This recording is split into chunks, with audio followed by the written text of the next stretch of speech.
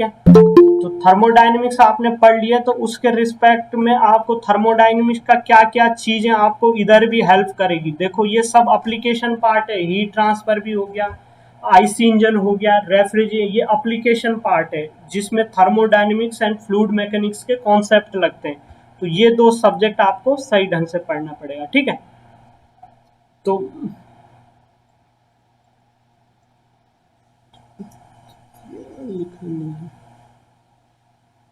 तो रेफ्रिजरेशन, ठीक है, and air conditioning.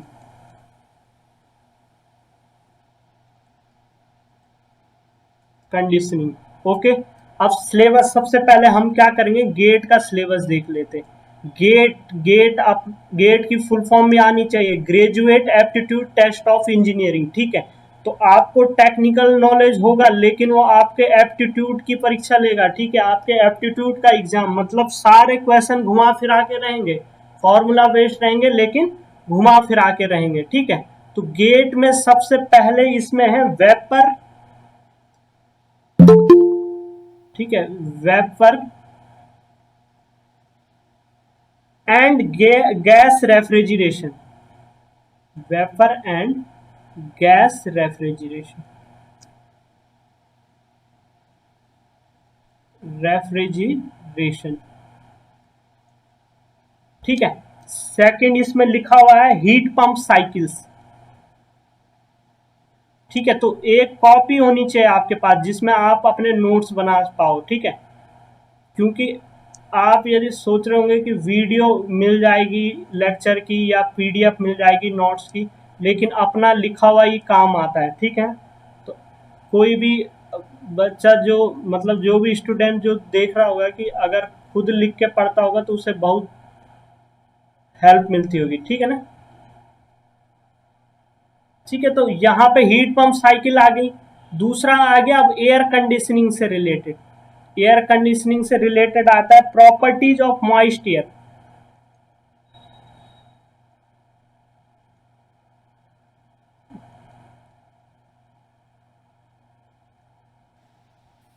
Properties of moist air, ठीक है। तो ये सिलेबस भी आपको पता होना चाहिए। जब भी आप गेट की तैयारी कर रहे हो, यदि गेट ओरिएंटेड पढ़ रहे हो, तो हमेशा सिलेबस ज्यादा नहीं पढ़ना है, ठीक है ना, ज्यादा नहीं पढ़ना है, आपको क्वेश्चन लगाने, समझ रहे दोस्तों, क्वेश्चन लगाने जरूरी है। गेट में पढ़ा हुआ सबका रहता है, 2 लाख बच्चे हर ब्रांच के एग्जाम देते हैं, ठीक है, और पास वही होता है जिसके पास प्रैक्टिस रहती है, ठीक है। तो मैं ये हमेशा ध्यान दूं कि एकदम सिलेबस के हिसाब से पढ़ें, ठीक है। प्रॉपर्टीज ऑफ मॉइस्ट एयर, और उसके बाद आता है साइकोमेट्रिक चार्ट। सर, हाँ बोलिए। सर आज से मतलब ये चलेगा। क्या बोल रहे हैं, आवाज नहीं आ रही आपकी, एक बार फिर बोलिए। सर आज से रजिस्टर एयर चलेगा। क्या चलेगा, आपकी आवाज नहीं आ रही, एक बार फिर बोलिए आप।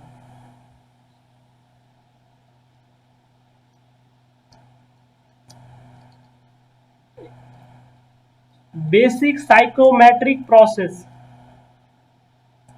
प्रोसेसेस, ठीक है।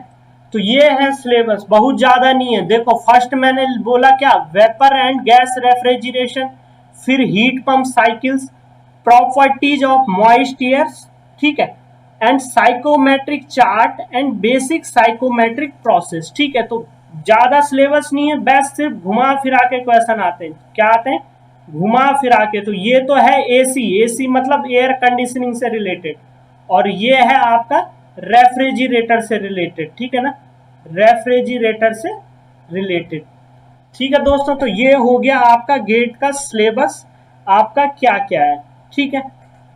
और एग्जाम में मैंने बोल दिया कि 4 नंबर का गेट में आप हम कंफर्म मान के चलो कि 4 नंबर का गेट में आएगा ही आएगा इस सब्जेक्ट से, ठीक है, 4 नंबर का, ठीक है। अब ऐसा मत समझो कि आप कोई सब्जेक्ट पढ़ रहे हो तो 4 से 8 नंबर से ज्यादा उसमें आ जाएगा, ठीक है। तो पढ़ना सब चीज पड़ेगा, 4 से 8 नंबर का बीच सब में आएगा, ठीक है। तो सबसे पहले आप क्या पढ़ो कि रेफ्रिजरेशन की डेफिनेशन, रेफ्रिजरेशन होता क्या है दोस्तों? ठीक है, रेफ्रिजरेशन होता है क्या है? ठीक है, तो मैं बोल रहा हूं, एक बार ध्यान से सुनिएगा। Refrigeration may be defined as the process of achieving and maintaining a temperature below that of the surrounding। ठीक है, रेफ्रिजरेशन का मतलब होता है कि हमें क्या करना है, एक तो अचीव करना है और दूसरा उसे मेंटेन रखना है, ऐसा टेम्परेचर जो एटमॉस्फेयर से कम टेम्परेचर हो। ठीक है ना, तो एटमॉस्फेयर से कम टेम्परेचर एक तो हमें अचीव करना है, प्रोड्यूस करना है, ठीक है, और दूसरा उसे मेंटेन भी रखना है। ऐसा नहीं कि आपने 5 डिग्री सेल्सियस ला दिया है टेम्परेचर फ्रिज के अंदर और वो 5 डिग्री सेल्सियस 5 मिनट के लिए आया और उसके बाद खत्म हो गया। ठीक है ना, आपको वो चीज उसके अंदर जो 5 डिग्री के सेल्सियस का टेम्परेचर है वो आपको क्या रखना है, मेंटेन रखना है। ठीक है, तो रेफ्रिजरेशन का मैंने क्या बोला कि रेफ्रिजरेशन में be defined as the process of achieving and maintaining. ठीक है ना, दो चीज, अचीविंग, ठीक है, achieving and maintaining, maintaining a temperature, ठीक है, temperature below that of the surrounding, मतलब सराउंडिंग से कम टेम्परेचर। ठीक है ना, अब ध्यान दीजिए, ये that of the surrounding,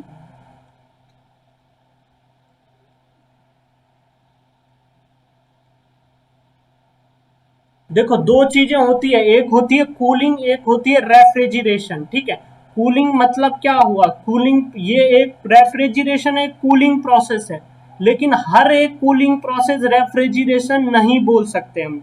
example, आप कूलिंग क्या करते हो, एक चाय का गिलास लिया आपने, उस वो चाय का गिलास आपके हायर टेम्परेचर से क्या आ जाता है, एटमॉस्फेरिक टेम्परेचर आ जाता है, मतलब चाय का टेम्परेचर लगभग लगभग जितनी एयर का टेम्परेचर है, एटमॉस्फेयर का टेम्परेचर कुछ समय बाद उतना आ जाता है। ठीक है ना, तो उस चीज को हम कूलिंग कहेंगे, लेकिन उस चीज को हम रेफ्रिजरेशन नहीं कह सकते, उस चीज को हम रेफ्रिजरेशन नहीं कह सकते। क्यों नहीं कह सकते?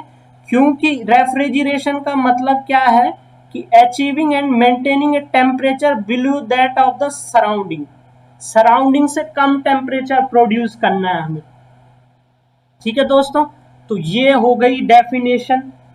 ठीक है, तो इसका एम क्या है कि यदि आप सराउंडिंग से कम टेम्परेचर यदि आप कर रहे हो तो इसका एम होना चाहिए आपका, तो इसका एम क्या है, the aim being to cool same product, नहीं, aim being to cool some product और स्पेस। हमारा कम टेम्परेचर करने का क्या इंपॉर्टेंस है, मतलब क्यों चाहते हैं हम, ताकि हम कोई प्रोडक्ट को क्या रख पाए, उस टेम्परेचर में रख पाए, और या तो किसी स्पेस को उस टेम्परेचर में रख पाए। ठीक है ना, दैट, ठीक है ना, तो मैंने क्या बोला, the aim being to cool some product और space to that required temperature. ठीक है, जो कि हमारी रिक्वायरमेंट है कि हमें फ्रिज के अंदर जो फ्रूट रखने हैं वो लगभग लगभग 5 डिग्री सेल्सियस 10 डिग्री सेल्सियस में रखने हैं। ठीक है, ताकि वो लंबे समय तक हमारे पास रह पाए।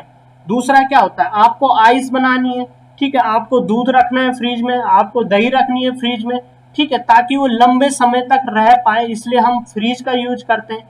अब फ्रिज का यूज क्या हुआ, एक फ्रिज क्या है, रेफ्रिजरेटर बोलते हैं, तो वो कौन सी प्रोसेस हुई, रेफ्रिजरेशन। ठीक है ना, तो मैंने क्या कहा कि एम क्या हुआ, एम हुआ कि हमने कोई प्रोडक्ट और स्पेस को क्या रखना है, कूल रखना है। किससे कूल रखना है, किससे ठंडा रखना है, एम्बियंट से ठंडा रखना है। ठीक है दोस्तों, अब यहाँ पे कई सारी डिवाइसेस आती है, देखो अभी सबसे पहले एक छोटा सा रेफ्रिजरेटर देख लेते हैं आप। ठीक है ना, वो क्या होता है वो देख लेते हैं। ठीक है ना, जैसे एक डोमेस्टिक रेफ्रिजरेटर का डायग्राम, उसमें क्या क्या होता है वो बता देते हैं आप। ठीक है,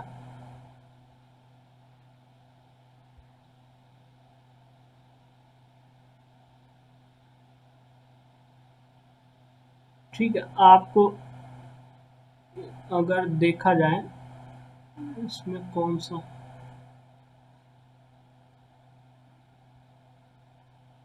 पार्ट्स लिख लेते हैं। ठीक है, तो आपके 4 पार्ट्स रहते हैं मेनली। एक होता है क्या, कंप्रेशर, एक होता है इवोपरेटर, एक होता है क्या, कंप्रेसर हो गया, इवोपरेटर हो गया, दूसरा हो गया कैपिलरी ट्यूब जिसे एक्सपेंशन डिवाइस कहते हैं, और चौथा हो गया क्या, कंडेंसर। ठीक है ना, तो 4 चीजें। अब देखिए ये डायग्राम जो आपको दिख रहा है यहाँ पे, ये क्या है, कंप्रेशर है। देखो फ्रिज के नीचे आपने देखा होगा, नहीं तो आज ही देखेंगे अपने घर में। ठीक है ना, जो ये नीचे लगा हुआ रहता है इसे क्या होता है, कंप्रेशर बोलते हैं। और ये चीज जो वायरिंग टाइप की रहती है, ये इसे बोलते हैं कंडेंसर। ठीक है ना, इसे क्या बोलते हैं, कंडेंसर। ठीक है, और कैपिलरी ट्यूब जो ये राउंड राउंड रहती है, ये यहाँ पे दिख रही है, ये राउंड राउंड, इसे बोलते हैं कैपिलरी ट्यूब। ठीक है, आगे आपको पूरा समझाएंगे क्या क्या होता है, क्या क्या नहीं होता। अभी सिर्फ मैं ये समझाना चाह रहा हूँ कि आपका क्या क्या है। ठीक है ना, तो कहा यहाँ पे थे हम कि हम बता रहे थे ये कंप्रेसर और कंडेंसर। अब क्या क्या वर्किंग रहती है इन सब की, वो आगे आपको यही बताना है मुझे VCRS में। ठीक है ना, तो ये जो वायरिंग टाइप की रहती है, ये एक पार्ट है जिसका नाम कंडेंसर है, जो कि हीट छोड़ रहा है कहाँ, एटमॉस्फेयर को। ठीक है, तो वो सब चीजें आपको बताएंगे। तो आज हम बेसिक्स में जाने वाले हैं। तो बेसिक्स में सबसे पहले आपको थर्मोडायनेमिक्स आपको पता होगा। ठीक है ना, थर्मोडायनेमिक्स आपको पता है, लेकिन मैं अपनी तरफ से भी आपको एक बार थोड़ा सा अपनी तरफ से, क्योंकि हमें फर्स्ट लॉ जो जो चाहिए होगा ना हमें, ठीक है ना, वो चीज लिखेंगे हम। ठीक है ना, तो हम लिखेंगे सबसे पहले first law of thermodynamics for open system.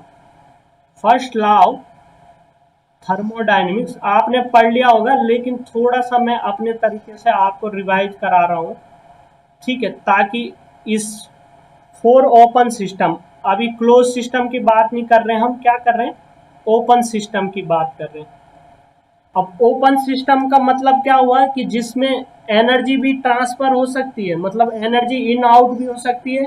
दूसरा क्या हो सकता है, मास भी इन आउट हो सकता है। आपने पढ़ा होगा ओपन सिस्टम, क्लोज सिस्टम। ठीक है, तो ये एक कोई ओपन डिवाइस ले लेते हैं। ठीक है ना, ठीक है ना, ठीक है, तो यहां से कोई फ्लूइड इनलेट हो रहा है। ठीक है ना, फ्लूइड मान लेते हैं। ठीक है, जैसे वाटर। ठीक है, और यहां से क्या हो रहा है, आउटलेट हो रहा है। ठीक है, ये कोई डिवाइस है। ठीक है ना, और इसमें कुछ फ्लूइड इनलेट हो रहा है, कुछ आउटलेट हो रहा है। इसका मतलब ये डिवाइस क्या है, ये सिस्टम क्या है, ओपन सिस्टम। क्या है, क्या सिस्टम है, ओपन सिस्टम। ठीक है, और इसकी जो इनलेट इनलेट जो फ्लूइड हो रहा है, इसकी इंथैल्पी क्या है, H1। क्या बोला मैंने, इसकी इंथैल्पी क्या है, H1। इसकी वेलोसिटी क्या है, V1। ठीक है, इसकी क्या, इसका जो हाइट है, डेट्यूम से हाइट, ठीक है ना, डेटम से हाइट, वो Z1 मान के चलते हैं। और जो मास इनलेट हो रहा है, मास फ्लो रेट जो इनलेट हो रहा है, ये M1 हो रहा है। ठीक है ना, तो M1 क्या है बताइए जरा, M1 क्या है, मास फ्लो रेट जो kg/सेकंड में होगा। H क्या है, इंथैल्पी। अगर किसी को अभी भी नहीं पता है, देखो थर्मोडायनेमिक्स में हमने पढ़ लिया होगा, H जो क्या होता है, समेशन होता है internal energy plus flow energy का। H इक्वल टू क्या होता है, U प्लस V। ठीक है ना, U मतलब क्या हो गया, इंटरनल एनर्जी, P मतलब क्या हो गया, प्रेशर, V मतलब क्या हो गया, स्पेसिफिक वॉल्यूम। ठीक है, स्पेसिफिक वॉल्यूम। तो एच एक क्या है, एक किस्म, एच को क्या बोलते हैं हम, इंथैल्पी। ठीक है, तो इनलेट में जब हमने ये फ्लूइड देखा, जो ये इनलेट हो रहा था इस ओपन सिस्टम में, वहां पे इसका मास फ्लो रेट m.1 था। इसका जो इंथैल्पी थी इस फ्लूइड की, वो क्या थी, H1 थी। जो वेलोसिटी थी वो क्या थी, V1 थी।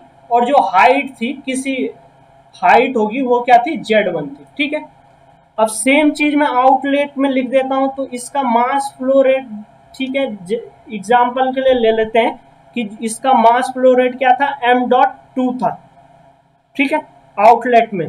अभी कंफ्यूज मत होना, अभी सारे डाउट आपके क्लियर होंगे। अभी आगे पहले पूरा जो आउटलेट की इंथैल्पी थी वो H2 थी, जो आउटलेट की वेलोसिटी थी वो V2 थी। ध्यान दीजिएगा, ये कैपिटल V लिख रहा हूं जिसको वेलोसिटी के लिए लिखूंगा, ठीक है। और अगर स्मॉल v लिख रहा हूं तो ये क्या हुआ, स्पेसिफिक वॉल्यूम। स्पेसिफिक वॉल्यूम का मतलब क्या है, पर केजी, पर केजी में जो बात होती है उसे स्पेसिफिक बोलते हैं हम, ठीक है ना। जैसे ये H हो गया तो ये क्या होता है, किलो जूल पर केजी हो गया, तो ये क्या होती है, स्पेसिफिक एंथैल्पी होती है, ठीक है। तो ये सब चीजें आपने पढ़ी है, तो ये हो गया, ये हो गया, ठीक है। तो ये इनलेट में लग जाए, आउटलेट में। अब मैं बोल रहा हूं कि इस सिस्टम के पास जो एनर्जी थी वो क्या थी, ई थी, ठीक है। और हमने इस सिस्टम को क्या दिया, कुछ हीट दी, वो कितनी दी, क्यू दी, ठीक है। और कुछ वर्क आउटपुट लिया हमने, जो लिया कितना, डब्लू। समझ गए दोस्तों, वर्क आउटपुट कितना लिया, देखो हमने हीट दी और वर्क आउटपुट डब्ल्यू लिया, और ये M1 H1 V1 ये Z1 मैंने बता दिया इनलेट में है, और ये आउटलेट में। ये कोई सिस्टम है जिसका नाम क्या, ओपन सिस्टम है, ठीक है। अब यहाँ पे ध्यान से दीजिए आप कि अब जो फर्स्ट लॉ बोलता है ओपन सिस्टम का, वो क्या बोलता है, आपने पढ़ा होगा, ठीक है। फर्स्ट लॉ बोलता है कि देखो चेंज कितना आया होगा इसमें, ये बताइए चेंज कितना आया होगा ओपन सिस्टम में एनर्जी का, वो देखेंगे हम, ठीक है ना। तो क्या होगा, आउटलेट माइनस इनलेट, समझ में आया, आउटलेट में जितनी एनर्जी है माइनस इनलेट में, ठीक है ना। तो ये डब्ल्यू आउट हुआ, ठीक है, ये क्यू इन हुआ, ये मैं बताता हूं क्या हुआ, कैसे होता है, ठीक है ना। देखो जब डब्ल्यू, ये साइन कन्वेक्शन हमने थर्मोडायनेमिक्स में पढ़ी है कि यदि हमें सिस्टम से वर्क मिल रहा है तो इसको क्या लेंगे हम, पॉजिटिव, ठीक है। और यदि हम सिस्टम को हीट दे रहे हैं तो इसे क्या लेंगे, नेगेटिव, ठीक है। तो अभी मैंने क्या कहा, ये सब चीजें मैंने बता दी आपको, ठीक है। अब मैं आपको क्या लिख रहा हूं, आउटलेट माइनस इनलेट में जो एनर्जी, आउटलेट माइनस इनलेट में जो एनर्जी है वो लिखना चाह रहा हूं। तो सबसे पहले आएगा m.2, ठीक है, ये मास फ्लो रेट को मैंने आउट में रखा, ठीक है ना। फिर आएगा H2, फिर आएगा काइनेटिक एनर्जी। काइनेटिक एनर्जी क्या होगा, वेलोसिटी का स्क्वायर डिवाइड बाय 2, ठीक है। फिर आएगा क्या, पोटेंशियल एनर्जी, तो ये क्या होगा, GZ2, ठीक है। माइनस, अब इनलेट में क्या था, m.1, सेम चीज इनलेट के लिए लिख देंगे, ये क्या हुआ, H1 plus V1 square by 2। देखो कितनी एनर्जी है, एक तो इंथैल्पी है, प्लस ये क्या है, काइनेटिक एनर्जी है, प्लस ये क्या है, पोटेंशियल एनर्जी है, ठीक है। अब देखो अगर हम हीट दे रहे हैं सिस्टम को तो ये क्या हो गया, नेगेटिव हीट, मतलब हम कुछ खर्च कर रहे हैं सिस्टम में, इसलिए हमने इसका साइन कन्वेंशन क्या लिया, नेगेटिव। तो यहाँ पे क्या आ जाएगा, माइनस क्यू।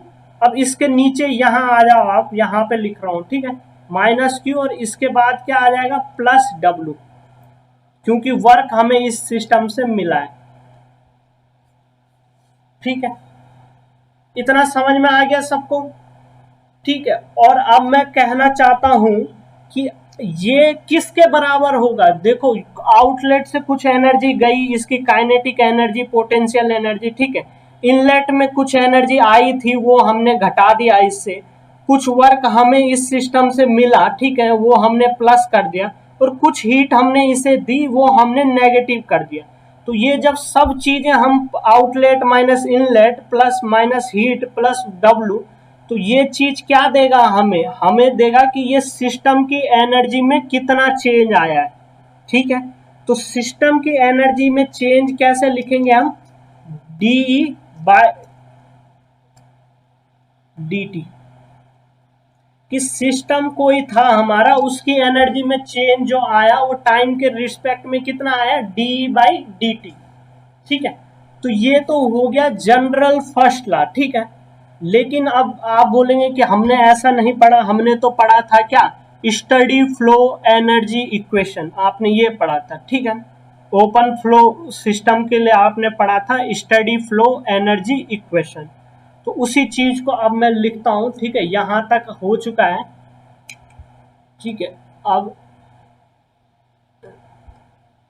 ठीक है, प्लीज यहां तक आपने देख लिया होगा, ठीक है। तो अब जब जब यदि स्टडी स्टेट हो, स्टडी स्टेट, इसीलिए उसका नाम क्या है, steady flow energy equation. Steady flow का मतलब होता है टाइम के रिस्पेक्ट में नो चेंज, ठीक है ना, टाइम के रिस्पेक्ट में, ठीक है, नो चेंज, किस में, प्रॉपर्टी में कोई भी चेंज नहीं आता है, ठीक है ना, ठीक है, कोई भी प्रॉपर्टी है किसी पॉइंट में कि कोई चेंज नहीं आता। तो यदि हम स्टडी फ्लो के बारे में लिखें तो डी बाई डी टी क्या हो जाएगा आपका, जीरो हो जाएगा, डी बाई डी टी क्या हो जाएगा, जीरो हो जाएगा। तो अब जाके हमें सिर्फ, अगर पिछली वाली आपको इक्वेशन देखो, यहाँ पे देखो, अब डी बाई डी टी क्या हो गया, जीरो हो गया, तो अब सिर्फ क्या बचा है, ये बचा है, ठीक है ना, ठीक है। तो उस चीज को मैं लिख सकता हूं दोबारा इसके इक्वल में जीरो करके, इस चीज को मैं दोबारा लिख रहा हूं, ठीक है। तो ये क्या था,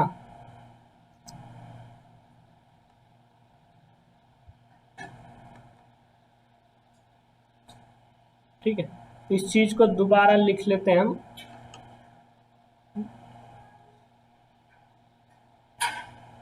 M dot two h two plus v two square by two plus g z one, ठीक है, सॉरी जेड टू, ठीक है, माइनस एम डॉट वन, ठीक है, h one plus v one square by two, ये क्या है, काइनेटिक एनर्जी, ये क्या है, पोटेंशियल एनर्जी, ये क्या किया हमने, इसमें हीट इनलेट की, और ये क्या किया, हमें इस सिस्टम से वर्क आउटपुट मिला, तो ये टोटल कितना हो गया, जीरो हो गया। जीरो क्यों हुआ, क्योंकि टाइम के रिस्पेक्ट में सिस्टम की एनर्जी में कोई चेंज नहीं आया, डी बाई डी टी क्या हो गया, जीरो हो गया, क्यों हुआ, टाइम के रिस्पेक्ट में कोई चेंज नहीं आया, ठीक है ना।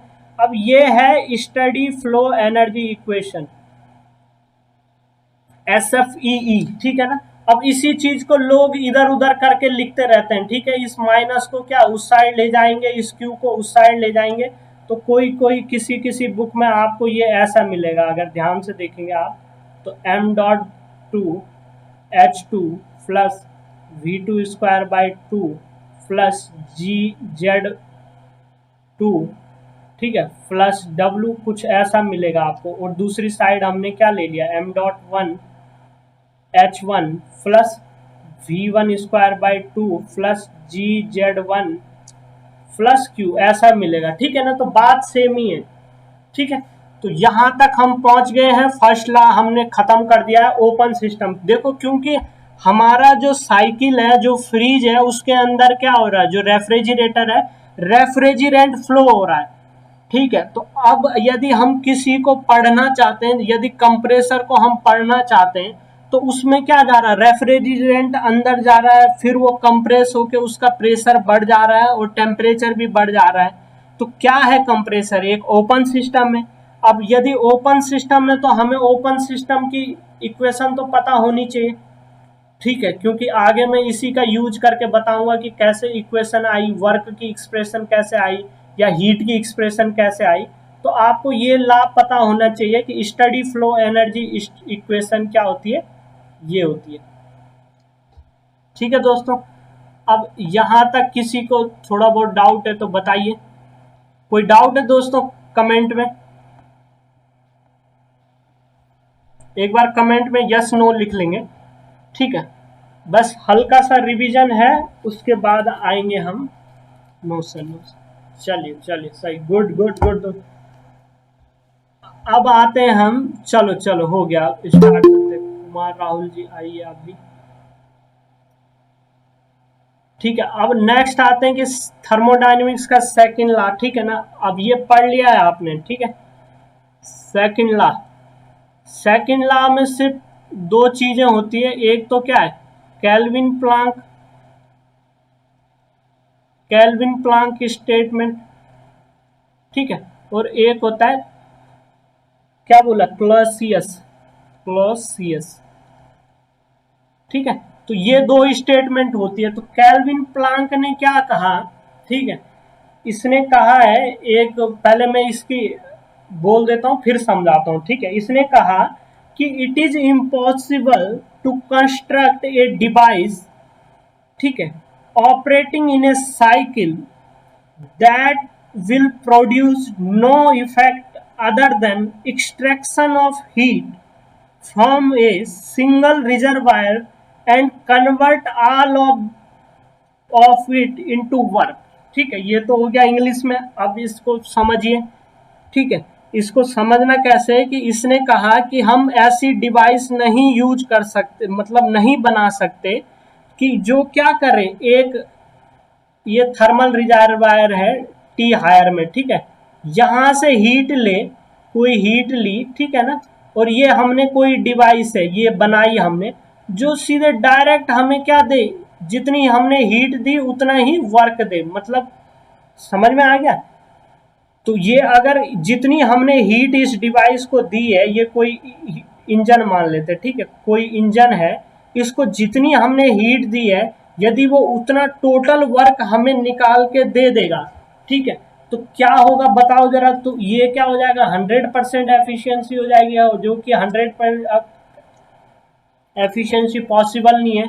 तो ये केल्विन प्लांक्स का स्टेटमेंट था कि it is impossible to construct a device which will take heat from the single reservoir. देखो रिजर्वायर का मतलब क्या होता है दोस्तों, रिजर्वायर का मतलब होता है कि एक इन्फिनाइटली बड़ा सोर्स है हमारे पास, देख लो, ठीक है, इन्फिनाइटली बड़ा सोर्स है कि जिससे हम हीट निकालते जा रहे हैं, या तो उसको हीट हम देते जा रहे हैं, लेकिन उसका टेम्परेचर बढ़ घट नहीं रहा है, समझ में आ गया। अब देखो एग्जाम्पल देखो, जैसे हमारा एटमॉस्फेयर है, ठीक है, अब एटमॉस्फेयर को देखो, हम अगर हम फ्री अपने फ्रीज के रिस्पेक्ट में देखें या अपने मोबाइल के रिस्पेक्ट में देखें, ठीक है, तो अब देखो हमारा मोबाइल हमेशा हीट गर्म होता है, वो हीट क्या एटमॉस्फेयर को दे रहा है, जितने भी इलेक्ट्रॉनिक इक्विपमेंट है वो सब हीट क्या दे रहे हैं, एटमॉस्फेयर को दे रहे हैं। तो एटमॉस्फेयर को हीट जा रही है, लेकिन उसके टेम्परेचर में कोई चेंज नहीं आ रहा है, ठीक है ना, उसके टेम्परेचर में कोई चेंज नहीं आया है इन इस हीट को जाने से। तो वो क्या हो गया, एक थर्मल रिजर्वायर है, ठीक है ना। तो रिजर्वायर एक होता है सोर्स, सबने पढ़ा है, और एक होता है सिंक। सिंक का मतलब जो हीट हीट लेता जाए, ठीक है ना, ठीक है, और उसमें टेम्परेचर में कोई चेंज नहीं आया। और सोर्स का मतलब जो हीट, ठीक है, हीट हमें देता रहे लेकिन उसका टेम्परेचर में कोई चेंज नहीं आया।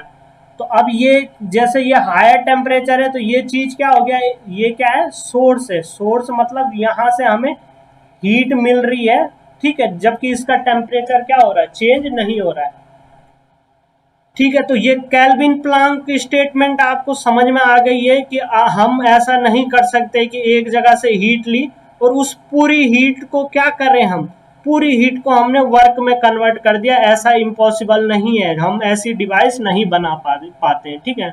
इसीलिए कोई भी इंजन या कोई भी स्टीम पावर साइकिल या कोई भी इंजन है, उसकी एफिशिएंसी क्या 100% से कम होती है, ठीक है। अब ये तो हो गया। अब क्लेसियस ने क्या बोला, क्लेसियस ने बोला कि it is impossible to transfer heat in a cyclic process from low temperature to higher temperature without work from external source, ठीक है, without giving any external work, ठीक है ना। इनका कहने का मतलब था कि ये TH है, ठीक है, और कोई हमने ये क्या बनाया, कोई डिवाइस बनाया, ठीक है, और ये क्या है, TL है, अब TL का मतलब ये क्या है, टेम्परेचर है। एग्जाम्पल 20 डिग्री सेल्सियस है और यहाँ पे टेम्परेचर है कितना, 40 डिग्री सेल्सियस। तो इनका कहने का मतलब ये था कि हम 20 डिग्री सेल्सियस से हीट लेके, ठीक है, इसको 40 डिग्री सेल्सियस की को का कोई सोर्स है उस तक नहीं पहुंचा सकते, ठीक है ना। पहुंचा सकते हैं लेकिन नहीं पहुंचा सकते विदाउट एनी एक्सटर्नल एड, ठीक है ना। इनका कहना था कि जब तक हम इसमें कोई वर्क नहीं करेंगे, ठीक है, तब तक हमारे पास, जब तक हम इसमें कोई वर्क नहीं करते हैं, इसको, इस साइकिल को, इस डिवाइस में कोई वर्क नहीं देते हैं, तब तक हम हीट ट्रांसफर नहीं कर पाएंगे लोअर टेम्परेचर से हायर टेम्परेचर, ठीक है। अब आपको ये तो पता होगा कि जो हीट ट्रांसफर होती है वो हायर टेम्परेचर से लोअर टेम्परेचर की ओर होती है, ठीक है। अब देखो हायर टेम्परेचर से लोअर टेम्परेचर, लेकिन अब ऐसा तो है नहीं हमारे लोअर टेम्परेचर से हायर टेम्परेचर की ओर भी हीट हो रही है। अब वो सीखोगे आप कैसे हो रही है। देखो फ्रिज के अंदर हमारा लोअर टेम्परेचर मेंटेन है, ठीक है। अभी आज आप फ्रिज खोलोगे तो वहां पे लोअर टेम्परेचर है, लेकिन तब भी उस लोअर टेम्परेचर को यदि हम मेंटेन नहीं करेंगे तो उसका टेम्परेचर बढ़ जाएगा। तो मेंटेन कैसे हो रहा है बताओ जरा। मेंटेन ऐसे हो रहा है कि हम हमेशा वहां से कुछ ना कुछ हीट निकालते जा रहे हैं और एटमॉस्फेयर को देते जा रहे हैं, ठीक है। वो कैसे हो रहा है वो हम आगे पढ़ेंगे, ठीक है। तो मैंने क्या कहा कि हम एटमॉस्फेयर, उस फ्रिज के अंदर से कुछ हीट हमेशा निकाल रहे हैं और वो एटमॉस्फेयर मतलब रूम में वो हीट जा रही है, ठीक है, वो हमेशा जा रही है। लेकिन वो पॉसिबल कब हुआ, जब हमने क्या किया, कुछ वर्क दिया। अब आप बोलेगे तो फ्रीज में हमने क्या वर्क दिया भाई। आप सोच रहे होंगे कि फ्रीज में हमने क्या वर्क दिया, हमने कुछ ना शाफ्ट लगाई ना शाफ्ट घुमाई, लेकिन हम दे रहे हैं उसमें वर्क। हम कौन सा वर्क दे रहे हैं, इलेक्ट्रिक वर्क। इलेक्ट्रिक वर्क दे रहे हो, बिजली दे रहे हो ना फ्रिज को, या एसी है उसको बिजली दे रहे हो। तो जो बिजली जाती है उसकी वो कहाँ जाती है, कंप्रेसर में, ठीक है ना। तो कंप्रेसर काई से चलता है, इलेक्ट्रिसिटी से। तो हम बिना बिना वर्क दिए हुए यहां से लोअर टेम्परेचर से हायर टेम्परेचर को हीट नहीं दे सकते, ठीक है दोस्तों। तो क्लैसियस स्टेटमेंट ज्यादा जरूरी है हमारे लिए। क्यों, क्योंकि हम पढ़ रहे हैं रेफ्रिजरेटर, और रेफ्रिजरेटर में हम करते क्या है कि हम कम टेम्परेचर से हीट निकालते हैं और ज्यादा टेम्परेचर में हीट छोड़ देते हैं, ठीक है ना। तो क्लैसियस स्टेटमेंट इसलिए जरूरी है क्योंकि इसने कहा था कि यदि आपको कम टेम्परेचर से हीट निकालनी है, मतलब देखो 20 डिग्री सेल्सियस से हम हीट निकालनी है और 40 डिग्री सेल्सियस में हीट छोड़नी है, ठीक है ना। तो वो हीट तभी हम यहाँ से निकाल के यहाँ डाल सकते हैं जब हम कुछ वर्क इसे दे पाएंगे, ठीक है। तो ये था क्लैसियस और ये था कैल्विन प्लांक्स स्टेटमेंट। तो ये हीट थर्मोडायनेमिक्स में पढ़ा है, अगर नहीं हो तो इसको थोड़ा सा रिवाइज कर लीजिएगा, ठीक है। अब एक चीज और पढ़ेंगे इसमें हम, रिवर्सिबल प्रोसेस। जो जो जरूरी चीजें हैं वो पढ़ रहा हूं मैं, ठीक है। रिवर्सिबल प्रोसेस,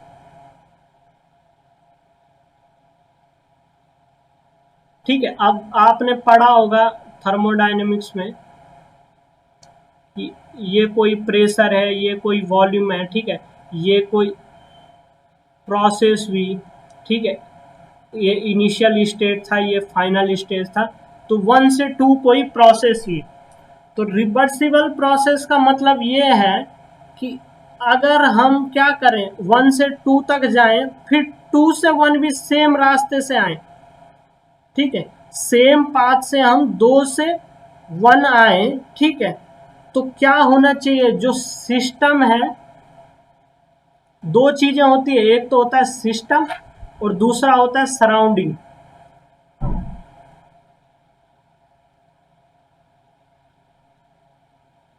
ठीक है। तो इसका मतलब क्या हुआ कि एक प्रोसेस हुई, जिस पहले हम 1 से 2 गए, फिर 2 से 1 सेम रास्ते में आए, ठीक है, सेम रास्ते से 2 से 1 की ओर आए, तो इस प्रोसेस को रिवर्सिबल तभी कहेंगे जब क्या होगा, सिस्टम और सराउंडिंग हमारे सेम मतलब रीस्टोर हो जाएंगे। रीस्टोर मतलब सिस्टम की प्रॉपर्टी भी सेम हो जाएगी, मतलब वहां पे प्रेशर उतना ही था, टेम्परेचर उतना था, उसकी इंथैल्पी उतनी थी, वॉल्यूम उतना था, मतलब जब हम वापस आए तब भी हमारा क्या हुआ, सेम एनर्जी लेवल रहा, ठीक है। और सेम चीज जो सराउंडिंग थी उसका लेवल भी क्या रहा, सेम रहा, मतलब सराउंडिंग में भी कोई इफेक्ट नहीं आया, ठीक है। तो इस चीज को यदि मैं बोलूं तो a process in which if the system and the surrounding can be restored to their respective initial states by reversing the direction of the process, ठीक है ना। ऐसी प्रोसेस, ठीक है ना, जहां हम सिस्टम और सराउंडिंग को रीस्टोर करें, किस किस रिस्पेक्ट में, मतलब वो जैसे वो इनिशियल थे वैसे ही हम उसको दोबारा लेके आए, कैसे, उसी रिवर्स, अगर हम उस प्रोसेस का रिवर्स दोहराएं तो उसका सिस्टम और सराउंडिंग क्या आ जाए, सेम उसी पोजीशन में आ जाए, तो उस प्रोसेस को हम रिवर्सिबल प्रोसेस कहते हैं, ठीक है। एग्जाम्पल ले लेते हैं, यदि मैं यहां से लेकर, ठीक है, मैं घर से लेकर क्या गया, स्कूल गया, सेम रास्ते से गया, ठीक है। तो सेम रास्ते से गया मैं भाग भाग के, ठीक है ना, ठीक है। और फिर दोबारा मैं सेम रास्ते से भाग भाग के यहाँ वापस आ गया। तो अब हम मेरा एनर्जी लेवल, ठीक है ना, मेरी बॉडी का टेम्परेचर, मुझे जैसे मैं पहले था, मैं यहाँ से जैसे चला था वैसे ही मैं अगर दोबारा वापस पहुंच गया, ठीक है ना। और मेरा घर क्या है, मेरे लिए क्या है, सराउंडिंग, मेरा घर भी वैसे ही रहा उस समय, ठीक है ना। जब मैं शाम को घर वापस आया तो मेरा घर भी वैसे ही रहा, ठीक है। तो उस चीज को मैं क्या बोलूंगा कि ये क्या दोहराई मैंने, एक रिवर्सिबल प्रोसेस की है मैंने, ठीक है। लेकिन रिवर्सिबल प्रोसेस करना थोड़ा सा, मतलब रिवर्सिबल प्रोसेस एक आइडियल प्रोसेस है, तो जो भी थर्मोडायनेमिक्स प्रोसेस होती है वो ज्यादातर क्या रहती है, इरिवर्सिबल रहती है, ठीक है। देखो अब इरिवर्सिबल हमारे पास दो तरीके से हो जाती है प्रोसेस, एक तो फ्रिक्शन के कारण हो जाती है, ठीक है, और एक फिनाइट टेम्परेचर से हीट ट्रांसफर जब हम करते हैं, फिनाइट टेम्परेचर से हीट ट्रांसफर करते हैं, ठीक है। क्योंकि हीट ट्रांसफर क्या होगा, फिनाइट मतलब हीट ट्रांसफर यदि करवाना है आपको तो टेम्परेचर डिफरेंस जरूरी है, समझ में आ गया ना। अगर दो सेम टेम्परेचर की चीजें आप एक साथ लाओ तो उनमें कोई भी हीट ट्रांसफर नहीं होगा, ठीक है ना। लेकिन आप एक कम टेम्परेचर की चीज लाओ, उसके बाद क्या करो, ठीक है, समझ में आया ना। एग्जाम्पल ले लो, ये चाय ले लो, ठीक है। अब दोनों चाय को आप मिलाओगे तो क्या उसके टेम्परेचर में चेंज आएगा, नहीं आएगा। लेकिन चाय के साथ यदि आप पानी मिलाओगे तो क्या हो जाएगा, उस दोनों का टेम्परेचर क्या होगा, पानी और चाय के बीच के टेम्परेचर में आ जाएगा, ठीक है ना। तो ये सब चीजें हैं कि हीट ट्रांसफर के लिए टेम्परेचर डिफरेंस चाहिए रहता है, अगर सेम टेम्परेचर रहेगा तो हीट ट्रांसफर नहीं हो पाएगा, ठीक है दोस्तों। तो यहां पे था क्या, रिवर्सिबल प्रोसेस। अब यहां तक आपको समझ में आ गया तो हम आगे बढ़ना चाहेंगे, ठीक है। एक बार कमेंट बॉक्स में लिखेंगे, ठीक है। हाँ दोस्त, एक बार कमेंट, वो रिवर्सिबल प्रोसेस समझ में आ गया सबके।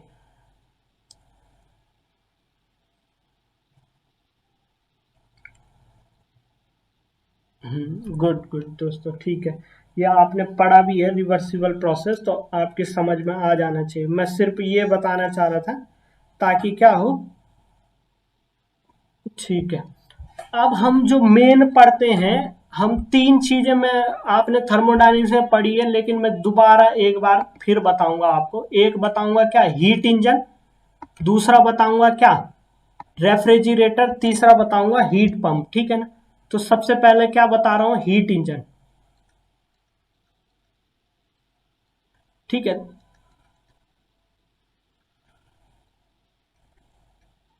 ठीक है, ये सेकंड लास्ट से जो निकले हैं, ठीक है, जो आइडल है, ठीक है। तो हीट इंजन क्या करता है कि एक हायर टेम्परेचर का, टीएच टेम्परेचर है, ठीक है, टीएच है, ठीक है। और ये कोई साइक्लिक प्रोसेस हो रही है, इसका नाम, ये डिवाइस जो हीट इंजन है जिसको मैं ई लिख रहा हूँ, ठीक है, इसमें साइक्लिक प्रोसेस हो रही है। साइक्लिक प्रोसेस मतलब एक साइकिल हुई, एक प्रोसेस हुई, फिर दूसरी प्रोसेस हुई, फिर तीसरी प्रोसेस हुई, फिर चौथी प्रोसेस हुई, ठीक है ना। तो मतलब जहां से चले थे वहीं दोबारा आ गए, कितनी प्रोसेस को करके, 4 प्रोसेस हुई यहाँ पे। तो इससे क्या हुई, साइक्लिक प्रोसेस हो गई है, ठीक है ना। तो ये प्रोसेस यहाँ से दोबारा होती जाएगी, ये साइकिल में चलती जाएगी, ठीक है दोस्त। तो इससे क्या बोलते हैं, साइक्लिक प्रोसेस। तो एक कोई हीट इंजन है जिसमें कोई साइक्लिक प्रोसेस हो रही है, ठीक है, तो उसको मैं सिस्टम मान रहा हूं, इस टोटल इंजन को मैं क्या मान रहा हूं, सिस्टम मान रहा हूं, ठीक है। तो केल्विन ने कहा, क्या कहा था कि आप यहां से हीट निकालो, ठीक है, QH निकालो, और उसको मैं क्या कर दूं, टोटल वर्क में कन्वर्ट कर दूं, ठीक है। ये पॉसिबल नहीं है, ये पॉसिबल नहीं है। तो पॉसिबल क्या है, पॉसिबल ये है कि ये जो हीट इंजन है ये कुछ हीट रिजेक्ट भी करेगा ही करेगा, ठीक है ना। बिना हीट रिजेक्ट किए हुए आपको आपको वर्क नहीं मिल सकता, मतलब जितना आप हीट दे रहे हो उतना वर्क नहीं मिलेगा। तो ये क्या करेगा, कुछ हीट रिजेक्ट करेगा। और ये किसी सिंक ये लोअर रिजर्वायर है जिसका टेम्परेचर क्या है, TL है, ठीक है दोस्तों। तो यहां तक पहुंचे हम, TL तक, ठीक है। अब मैं बोलना चाह रहा हूं कि W इक्वल टू क्या होगा, देखो W यहां पे W इक्वल टू हो जाएगा QH माइनस QL, ठीक है, QH माइनस QL,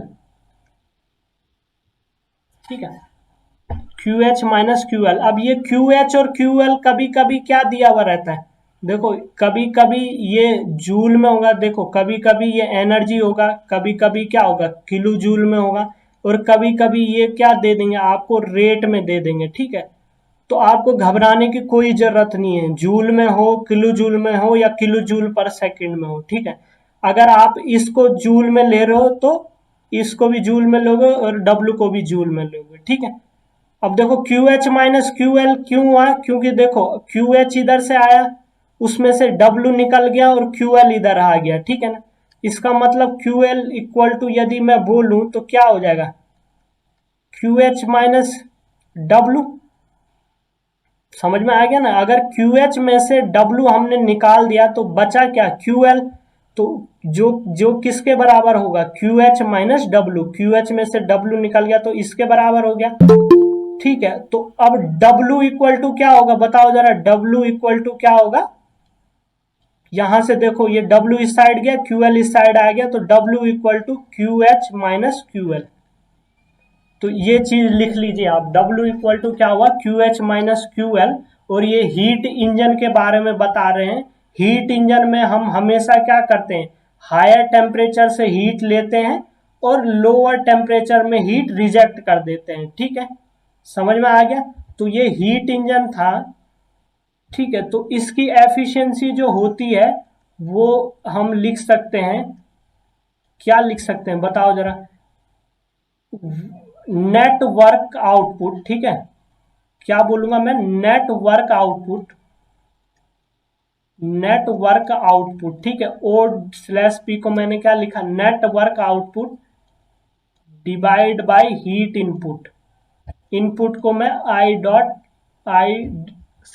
लिख रहा हूं, ठीक है। तो जो एफिशिएंसी होती है हीट इंजन की, ठीक है, इंजन मतलब अभी जो फाइनल ईयर वालों ने जो स्टीम पावर साइकिल पढ़ी है ना, ठीक है ना, वो चीज हीट इंजन का मतलब अभी ऐसा नहीं कि ये हम उस इंजन की बात कर रहे हैं, वो भी इसमें आएगा ही, जो जिससे गाड़ियां चलती है वो भी इसके अंदर आएगा ही आएगा। लेकिन अभी हीट इंजन का जो ये वाइड वेराइटी में इसका जो अर्थ है वो यही है कि जिस चीज से हमें एनर्जी मिल रही है, जैसे स्टीम पावर प्लांट भी एक हीट इंजन बोल सकते हैं, ठीक है ना। स्टीम पावर प्लांट जो रैंकाइन साइकिल पढ़ी थी हमने, ठीक है, आपने, स्टीम पावर प्लांट भी एक क्या है, हीट इंजन है। उसमें भी हम क्या कर रहे हैं, हीट देते हैं तब हमारी स्टीम बनती है, ठीक है। और स्टीम बन के क्या मिलता है हमें, टरबाइन से वर्क मिलता है, दूसरा हम कंडेंसर से हीट रिजेक्ट कर देते हैं किसी वाटर को, ठीक है। तो तो अब जो एफिशिएंसी आएगी तो नेट वर्क आउटपुट कितना है W, और हीट इनपुट कितना है QH। दिख रहा है ना दोस्तों, यहाँ पे हीट इनपुट इंजन को हम हीट इंजन को हीट कितनी दे रहे हैं QH, ठीक है। और वर्क कितना मिला हमें QH माइनस QL, तो जिसको मैंने अभी W लिखा है, और इसको मैं दोबारा क्या लिख सकता हूं QH minus QL divide by QH, ठीक है। ये भी लिख सकता हूं QH minus QL divide by QH। और दूसरा मैं अगर और सिंप्लीफाई करूं, देखो QH का डिवाइड करूं तो ये क्या आ जाएगा 1 minus QL divide by QH। तो कुछ भी लिखो, ये लिखो, ये लिखो या ये लिखो, बात एक ही है, ठीक है। तो हीट इंजन की एफिशिएंसी आपको निकालने के लिए बोला जाए तो आप निकाल लोगे, ठीक है, ठीक है। अब ये जो निकले, जो ये Q वाला फॉर्मूला लगेगा, ये हर जगह लग सकता है, ठीक है। जो Q वाला फॉर्मूला है ये हर जगह लग सकता है, ठीक है। लेकिन अब आता है क्या टेम्परेचर वाला फॉर्मूला। इसी का एक टेम्परेचर वाला फॉर्मूला रहता है, वो लगेगा कहां पे, एफिशिएंसी ऑफ कार्नोट इंजन लिख लो, ठीक है ना।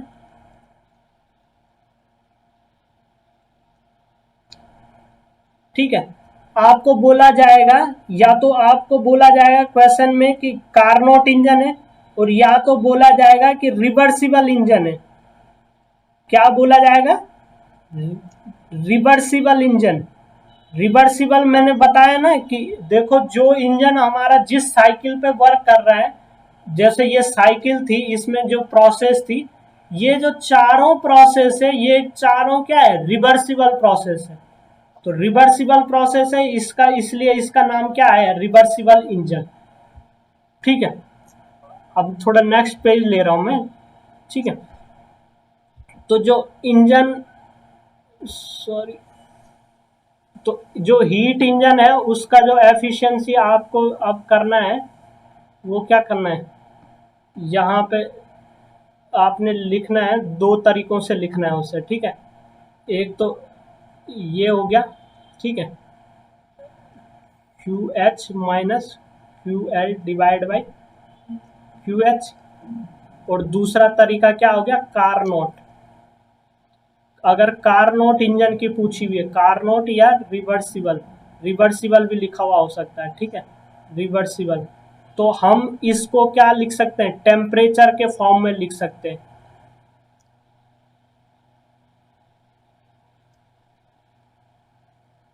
अब टेम्परेचर के फॉर्म में लिखना है तो हमेशा याद देना कि ये हमेशा जो टेम्परेचर रखेंगे केल्विन में रखेंगे, केल्विन में, महा इम्पोर्टेंट बात है, ठीक है, वेरी वेरी इंपॉर्टेंट। ये केल्विन में रखेंगे आप, केल्विन, केल्विन निकालना आता है ना, केल्विन इक्वल टू क्या होता है, डिग्री सेल्सियस प्लस 273। तो एक जनरली होती है, अगर प्रिसाइज वे में लिखना है तो 273.1.5, ठीक है ना। तो यदि केल्विन को, डिग्री सेल्सियस को केल्विन में चेंज करना है तो आप 273.15 का समेशन प्लस करोगे, ठीक है। तो ये सब चीजें, तो क्या बोला मैंने अभी तक कि आपको अगर टेम्परेचर वाला फॉर्मूला लगाना है तो सिर्फ कहाँ लगाओगे, कार्नोट वाले में और रिवर्सिबल इंजन। देखो कार्नोट जो है वो पूरा रिवर्सिबल इंजन है, ठीक है। तो या तो क्वेश्चन में बोला जाएगा कि कार्नोट इंजन है, और या तो बोला जाएगा कि रिवर्सिबल इंजन है, तो तब आपको टेम्परेचर वाला फॉर्मूला लगाना है, ठीक है। और या कुछ नहीं दे रखा आपको क्वेश्चन में, सिर्फ टेम्परेचर टेम्परेचर दे रखे, तब आपको ये लगाना है। लेकिन किसी क्वेश्चन में क्या होता है दोस्तों कि किसी क्वेश्चन में ऐसा होता है कि आपको टेम्परेचर भी दे दिया जाता है, क्योंकि गेट का नाम एप्टीट्यूड है, आपको टेम्परेचर भी दे देंगे और हीट भी दे देंगे, और हीट भी दे देंगे, ठीक है ना। और रिवर्सिबल इंजन उसमें लिखा हुआ नहीं होगा, ठीक है, सिर्फ बोला जाएगा कि a heat engine is dash reject heat, और ठीक है, वर्क आउटपुट इज डैश, और फिर आप जल्दीबाजी में, और ये टेम्परेचर भी दे दिया जाएगा। और आप जल्दीबाजी में यदि आप टेम्परेचर के फॉर्म में निकालोगे आंसर तो वो गलत हो जाएगा, ठीक है। तो इसीलिए आपको हमेशा याद रखना है कि ही टेम्परेचर वाला तभी लगाएंगे यदि कार्नोट और रिवर्सिबल है, ठीक है। अब ये तो हो गया क्या, ठीक है, ये तो हो गया क्या, हीट इंजन। अब दूसरा आता है रेफ्रिजरेटर, ठीक है। रेफ्रिजरेटर से पहले, पढ़ने से पहले आपको अपनी कॉपी में लिख लेना चाहिए सीओपी। सीओपी का मतलब होता है coefficient of performance, coefficient of performance.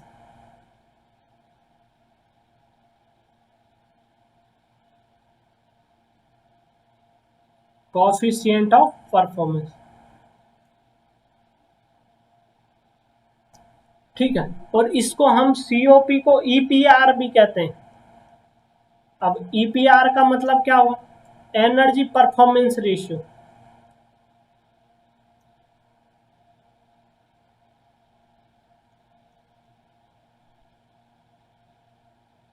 Energy performance ratio,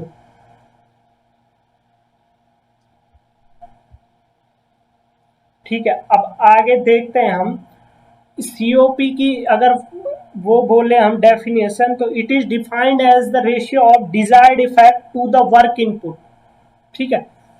COP का जो फॉर्मूला होता है वो अपने दिमाग में बैठा दो कि ये क्या है, डिजायर्ड इफेक्ट, ठीक है। ये अपने दिमाग में डिजायर्ड इफेक्ट और डिवाइड बाय वर्क इनपुट,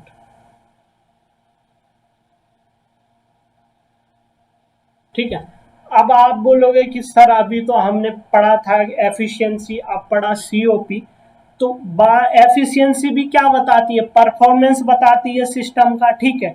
और सीओपी भी क्या बताती है, परफॉर्मेंस बताती है, ठीक है। लेकिन जो सीओपी हो जाती है वो जनरली क्या हो जाती है, ग्रेटर देन 1 हो जाती है, ठीक है ना। तो ग्रेटर देन 1, और ग्रेटर देन 1 मतलब परसेंटेज में तो मतलब 100% से ज्यादा हो गई। लेकिन एफिशिएंसी हम क्या बोलते हैं कि लगभग लगभग 100% से कम ही रहती है। तो उस चीज को कंफ्यूज ना करने के लिए एक टर्म निकाला गया जिसका नाम कोफिशिएंट ऑफ परफॉर्मेंस रखा गया, जिसको क्या बोला गया, desired effect divide by work input, ठीक है। अब आप बोलोगे वर्क इनपुट तो समझ में आ रहा है सर, लेकिन ये डिजायर्ड इफेक्ट समझ में नहीं आ रहा है, इसका क्या मतलब हुआ। तो डिजायर्ड इफेक्ट मतलब हुआ कि जो चीज हम करना चाह रहे हैं, जो चीज हम करना चाह रहे हैं, ठीक है ना, उस चीज को हम डिजायर्ड इफेक्ट कहेंगे, ठीक है। तो अब करना क्या चाह रहे हो आप, ठीक है। तो इसके लिए मैं एक पेज और लेता हूं, ठीक है। अब सबसे पहले हीट इंजन के बाद आ गया रेफ्रिजरेटर,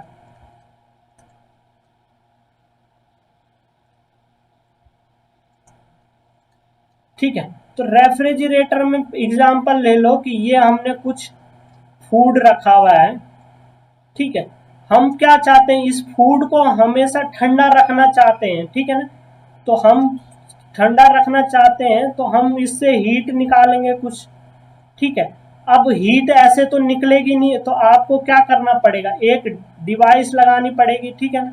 तो उस डिवाइस का नाम ही क्या हुआ, रेफ्रिजरेटर हुआ, जो ये लिखा हुआ है, ठीक है।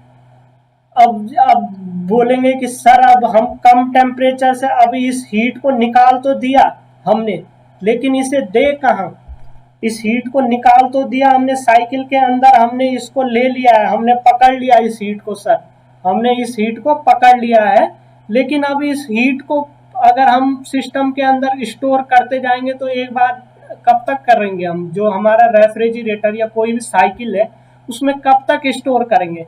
तो कहा गया कि चलो हम इस हीट को रिजेक्ट भी कर लेते हैं, कि अब हम इस हीट को रिजेक्ट भी कर लेते हैं, मतलब इस जो साइकिल थी उसने फूड से हीट ली और उसने क्या कहा कि हमने इस साइकिल से हीट रिजेक्ट भी करनी है, अब कहाँ करेंगे। अब बात चल रही है रेफ्रिजरेटर की, अब कहाँ करेंगे, हमारे पास तो अब रूम के अलावा कुछ दिख नहीं रहा, रूम मतलब एटमोस्फेयर के अलावा हमें दिख नहीं रहा कुछ सरल साधन, ठीक है, इजी वे कुछ दिख नहीं रहा। तो हमने क्या बोला कि हमने ये एटमॉस्फेयर था, एटीएम, ठीक है ना, एटमॉस्फेयर था, और एग्जाम्पल में आपका रूम था, ठीक है ना, उस रूम के अंदर हमने क्या कर दी, हीट रिजेक्ट की, ठीक है। अब आप बोलेंगे सर ये गलत है, क्योंकि जो क्लेसियस ने कहा था, क्लेसियस ने कहा था कि आप कम टेम्परेचर, क्योंकि आपका जो फूड है वो तो कम टेम्परेचर, एग्जाम्पल के लिए 5 डिग्री सेल्सियस में आप क्या कर रहे हो, किसी फूड को रखना चाह रहे हो फ्रिज के अंदर, ठीक है, और रूम का टेम्परेचर आपका 30 डिग्री सेल्सियस है। तो आपके दिमाग में आना चाहिए कि सर ये 5 डिग्री सेल्सियस से हम हीट निकाल रहे हैं, और हमने एक डिवाइस लगाई, उससे हमने हीट निकाल दी, और उस हीट को हमने रूम के अंदर छोड़ दिया, लेकिन रूम का टेम्परेचर 30 डिग्री सेल्सियस है। और क्लेसियस ने कहा था कि कम टेम्परेचर से ज़्यादा टेम्परेचर में हीट हम नहीं ट्रांसफ़र कर सकते। अगर हमको करनी है तो हमें क्या करना पड़ेगा, कुछ वर्क हमें इसे देना पड़ेगा, तो इसे क्या बोलेंगे, वर्क इनपुट। समझ में आ गया रेफ्रिजरेटर, ठीक है, ये वर्क इनपुट।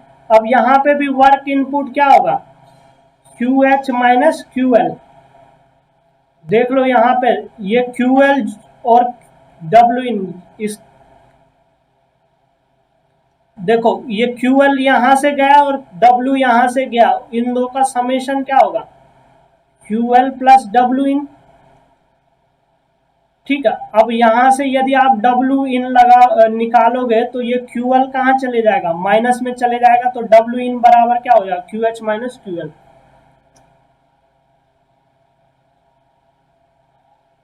ठीक है। और ये फूड मतलब जो जहां से हम हीट निकाल रहे हैं उससे मैंने क्या बोला, टी एल, और यहां पे क्या बोला, टी एच, ठीक है। अब बोले कि सर अब इतना तो समझ लिया है हमने कि हम हीट निकाल रहे हैं, बाहर दे रहे हैं, ठीक है, लोअर टेम्परेचर से हायर टेम्परेचर में हीट ट्रांसफर कर रहे हैं, लेकिन अभी आपने बोला था कि सीओपी बोला था, अब ये सीओपी को बता दीजिए कि अब ये कैसे निकालूं मैं, ये जो सिस्टम मैंने लगाया इसकी सीओपी कैसे निकालूं। तो सीओपी मैंने क्या बोला था, डिजायर्ड इफेक्ट, डी से लिख रहा हूं, डिवाइड बाय वर्क इनपुट। अब वर्क इनपुट तो आपको पूरा साफ दिख रहा है, ठीक है। अब इंसान बोलेगा कि सर डिजायर्ड इफेक्ट क्या है, तो बताओ जरा डिजायर्ड इफेक्ट क्या है, क्या चाहता है इंसान कि ये हमारा फूड क्या रहे हमेशा ठंडा रहे, तो मतलब जो ये हीट निकाल रहे हैं, ये हमारा डिजायर्ड इफेक्ट है, ये हम चाहते हैं, ठीक है। इसके अलावा हम कुछ नहीं चाहते थे, हम ये नहीं चाहते थे कि हम कोई हीट एटमॉस्फेयर को दे के हम रूम को गर्म करें, या हम ये नहीं चाहते थे कि हम कुछ वर्क दें, ठीक है, वर्क दें, और हम क्या दे रहे हैं, बिजली दे रहे हैं, इलेक्ट्रिसिटी दे रहे हैं, हम कभी नहीं चाहेंगे कि हमारी इलेक्ट्रिसिटी खत्म हो, ठीक है। तो हमारा डिजायर्ड इफेक्ट क्या है, ये डिजायर्ड इफेक्ट क्या है कि हीट यहाँ से एक्सट्रैक्ट होते रहे किसी से, ठीक है ना। तो डिजायर्ड इफेक्ट यहाँ पे क्या है, क्यूएल। तो इसका मतलब क्या हो गया, जो सीओपी का फॉर्मूला हो गया रेफ्रिजरेटर का वो क्यूएल, और डब्ल्यू इन को मैंने यहां से क्या लिखा, क्यू एच माइनस क्यूएल,